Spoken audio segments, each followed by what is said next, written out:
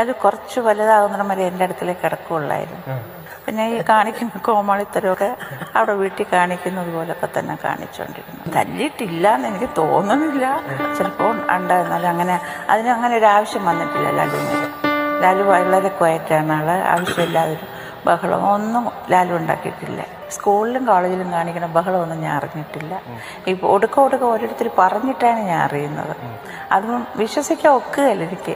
ഇയാളുടെ സ്വഭാവം വെച്ച് നോക്കുമ്പോൾ വിശ്വസിക്കാൻ ഒക്കില്ല. ചില മുതലേ കളി ഡാൻസും പാട്ടും ഒക്കെ കാണിക്കും. ഒരാരെ കണ്ടാലും ഇമിറ്റേറ്റ് ചെയ്യും. അങ്ങനെയൊക്കെ ഉള്ളപ്പോഴും ഞാൻ പറയായിരുന്നു നിന്നെ സിനിമയിൽ വിട്ടാലേ കൊള്ളൂ. ഇതിനായിട്ട് ഇറങ്ങണം എന്ന് പറഞ്ഞായിരുന്നു. ഒരു ഡിഗ്രിയൊക്കെ കിട്ടിയിട്ട് മതി എന്ന് മാത്രം പറഞ്ഞായിരുന്നു. ഒരുപാട് ഫ്രണ്ട്സ് ഉണ്ട്. അതാണ് അവൻ്റെ ഏറ്റവും വലിയ ശക്തി. പണ്ട് എനിക്ക് തലവേദന വരുമായിരുന്നു, മൈഗ്രെയിൻ വരും. എത്ര ദൂരെ ഇരുന്നാലും എൻ്റെ ശബ്ദം കേൾക്കുമ്പോൾ ചോദിക്കും എന്തമ്മ സുഖമില്ല, അമ്മയ്ക്ക് തലവേദനയാണോ?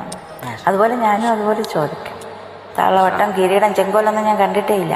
അന്ന് ഞാൻ പറഞ്ഞു എത്ര കോടി രൂപ തന്നാലും വേണ്ട, ഇങ്ങനെയുള്ള സിനിമ വേണ്ട. ഇപ്പോഴും അടിപടമൊന്നും ഞാൻ കാണുകയില്ല.